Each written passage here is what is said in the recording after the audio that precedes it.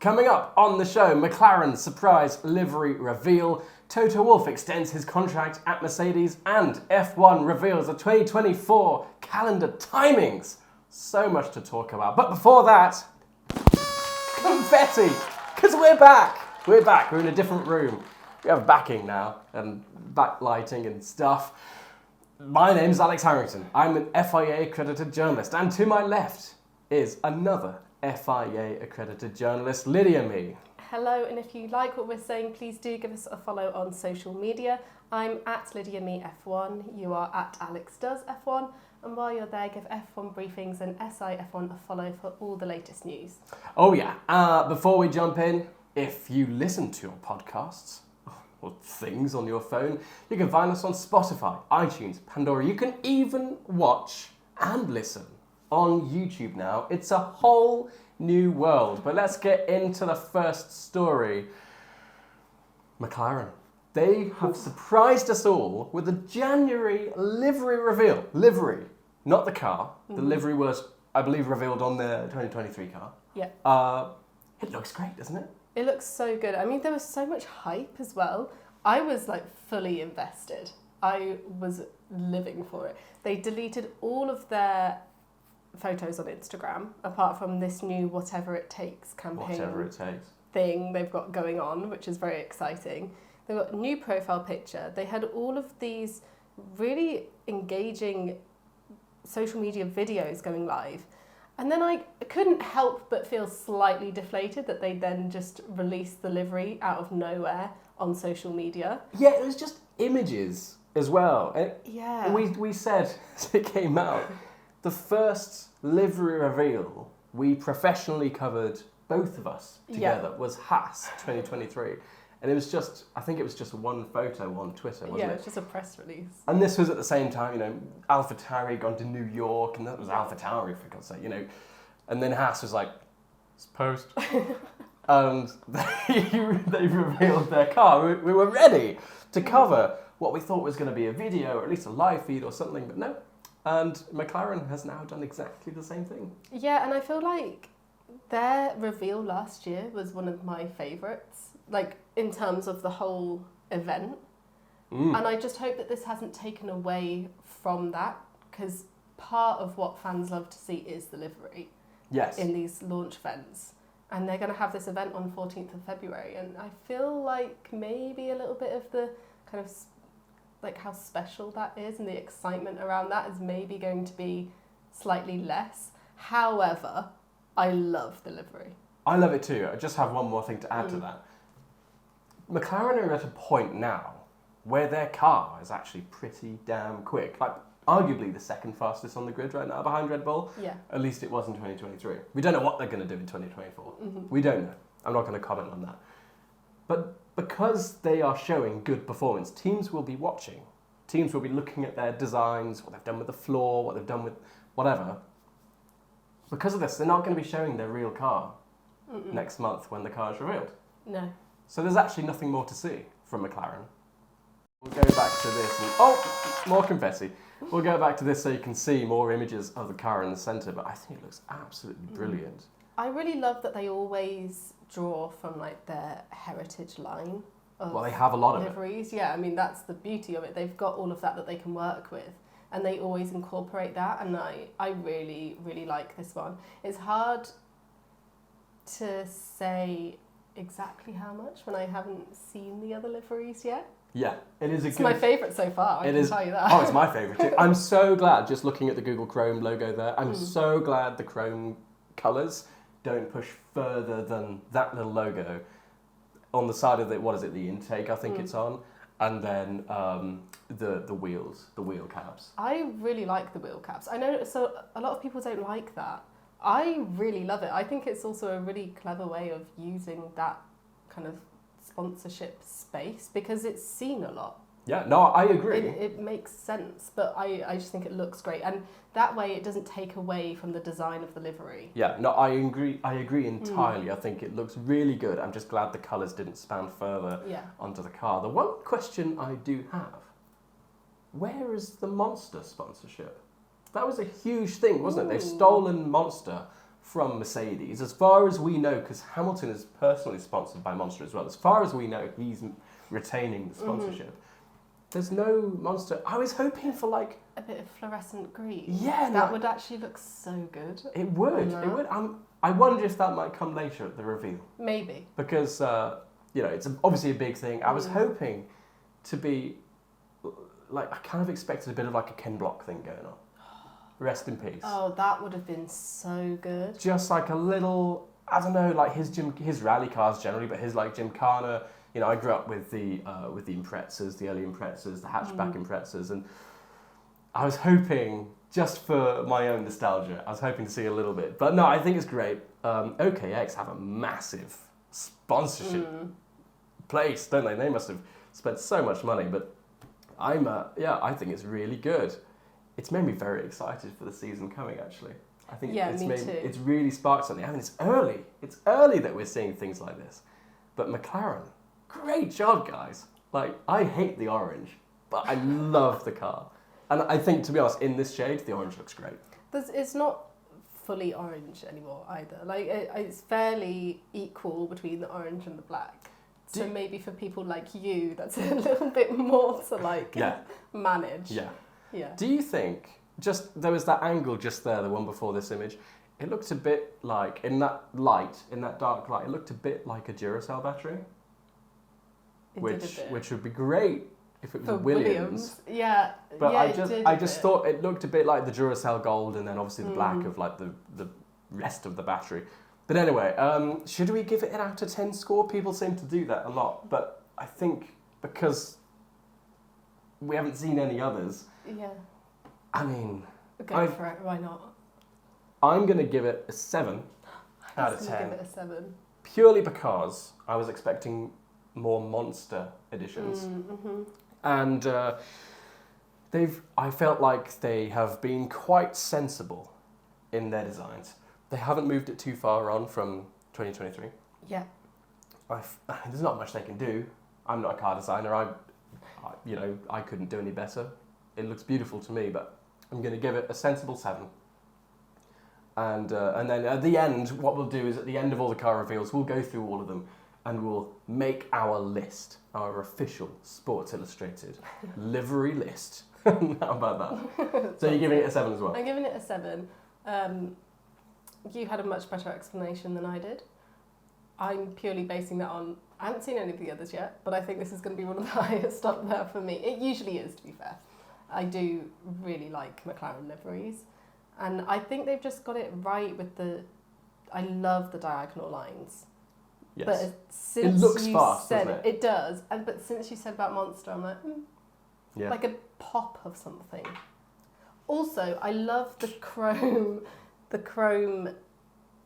driver numbers, but I don't know how that's going to look on track. Well, I haven't noticed it. That like silvery bit, that's the driver number, which I think is really cool because it kind of goes back to the chrome livery. But I don't know how well it will be in real life light. Yeah. I'm excited to see it on the track. Me too. Excited to see it on the track. Right. Big news. Let's go on to the second story and the second lot of photos. Big news. Oh, well, there he is. A smiling Toto Wolff, because he has just confirmed that he's going to be with Mercedes for another 3 years. Obviously, congratulations, Toto Wolff. I think Mercedes is in good hands.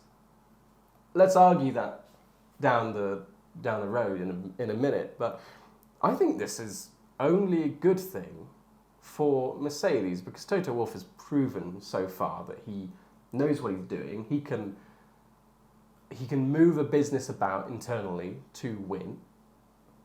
My one question is Mercedes have been struggling. It's no secret Mercedes have been struggling for the last 2 years. Arguably in 2021, obviously, they were kind of neck and neck. But can Toto Wolff realign himself to think like a loser? Because so far, he's just been thinking like a winner because he's been winning everything. And those are two very different things in F1. There's one thing to maintain victory and maintain success like Red Bull is doing right now. But actually moving from this orientation to losing and to improving a team that's not successful is very, very different things. So I'm interested to see what he does and how he does this. Now, obviously, he's brought on Allison, which is huge for Mercedes, and they are finally kind of listening to, I suppose, Lewis Hamilton, George Russell. They've always been very much against the zero pod since maybe like Bahrain testing 2022. Yeah. I don't know, So maybe there is like a realigning of their headspace right now. That's what I'm thinking. It's almost like they have become modest and they now know they are losing. Before they're always like, well, we've just got to find, the car's not quite there yet, but we found something good with zero pod. Obviously they hadn't. They realised, they changed everything last year. Monaco, they brought in a whole new concept. I hate that word, but whatever. And they brought in side pods and they changed the floor, and I think they kind of went down a kind of similar route to Red Bull with the downwash design. But we'll see. What do you think? I think it's a good thing that he's renewed, first of all. Obviously, this is as team principal. There was rumours of him selling his stake in the team, which this has obviously put those to bed for a while. That's a very good point. But I think it's a good thing. I think obviously they've had a patch. There's no denying that they've obviously been struggling with the ground effect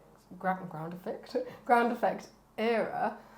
But I think the changes they made last year, obviously kind of restructuring a little bit, bringing James Allison back into the technical director role, I think the two of them together, they will now start to rebuild things. I think it will be interesting to see how it goes over the next 3 years. If they can't turn things around like they clearly need to, then I think things might be different. But he's so level-headed that he's got a 33% stake in the team. He's not going to put himself in the team principal position if he doesn't believe that he's the right person to do that job. So I think it will be fine. I think it's only a good thing. I do think you're right, actually. I think the fact that he's stayed at Mercedes, because look, F1 is kind of at the top of its game right now, isn't it? Values of these teams have never been higher.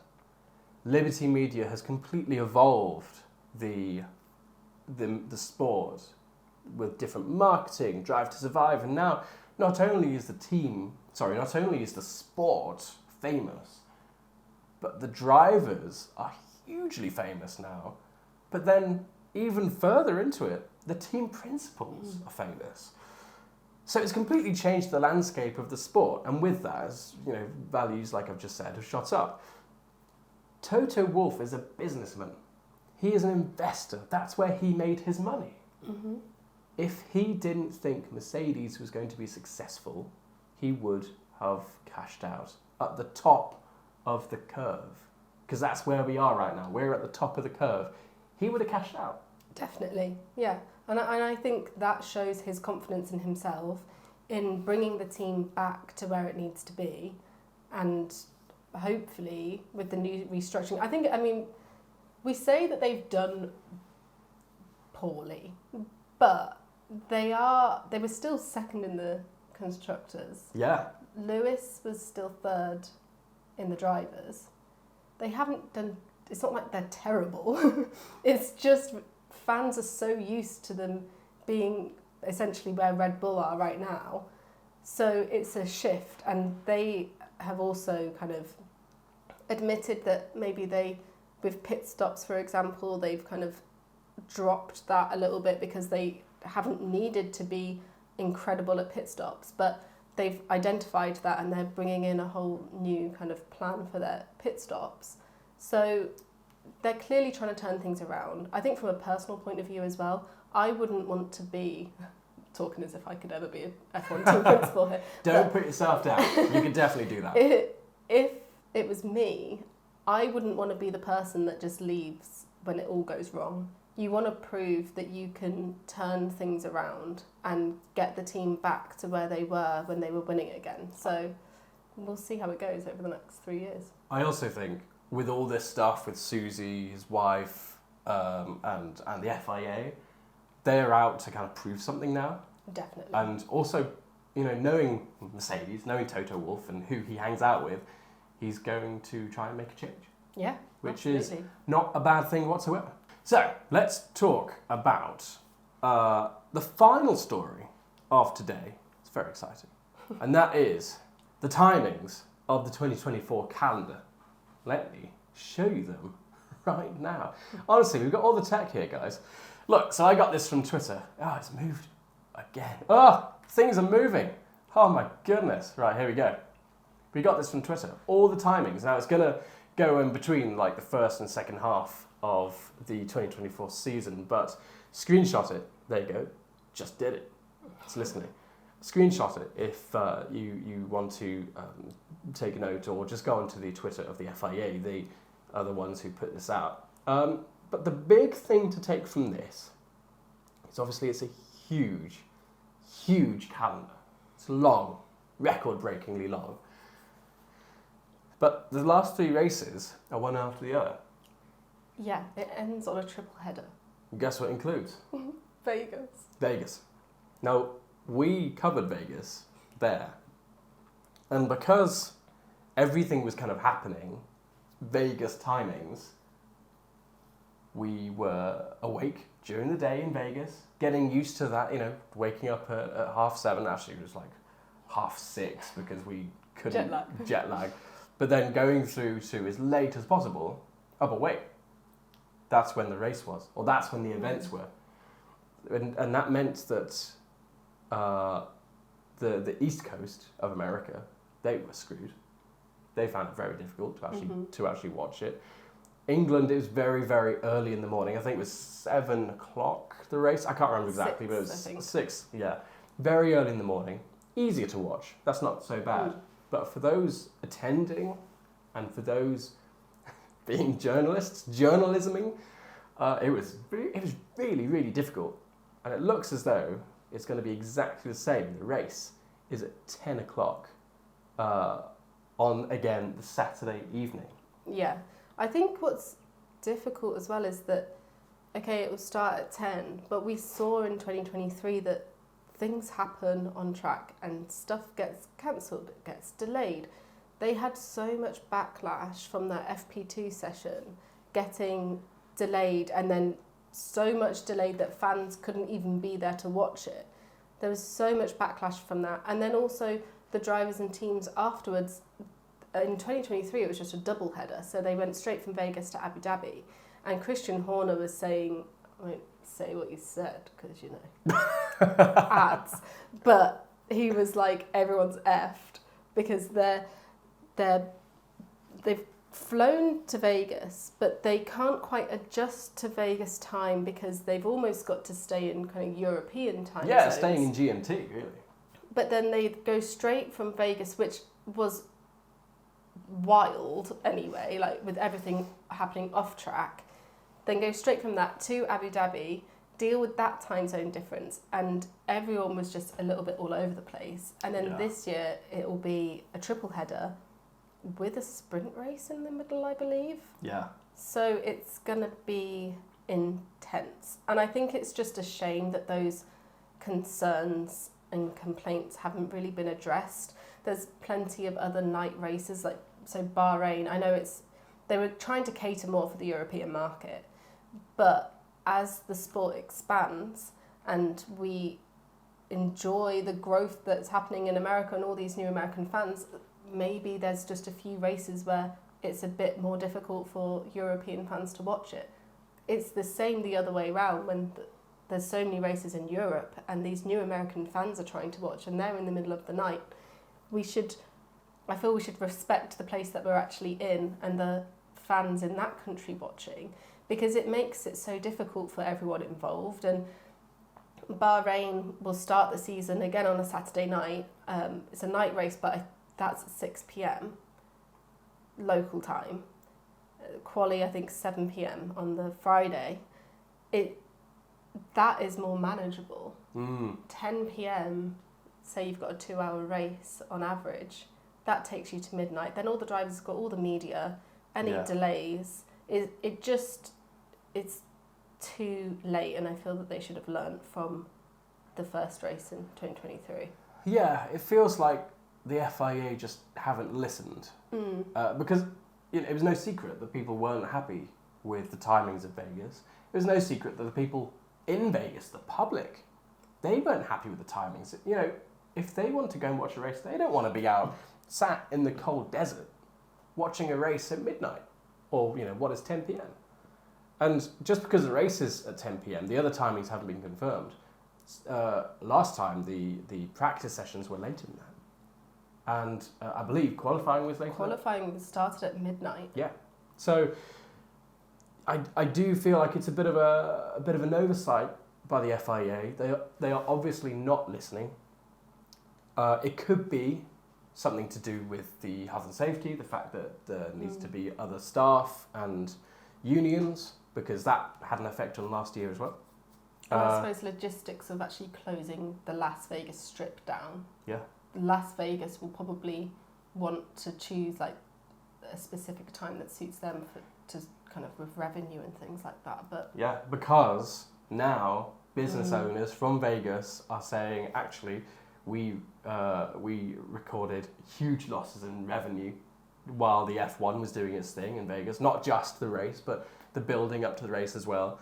And they have said that actually we're going to look for some sort of payment from either Formula One or Liberty Media because of the general chaos of doing this race. And it was chaotic. The race was actually great. I really enjoyed the race. It was one of the best races of the season, I thought. Yeah. And I think there was obviously a lot of up and downs, we will go with.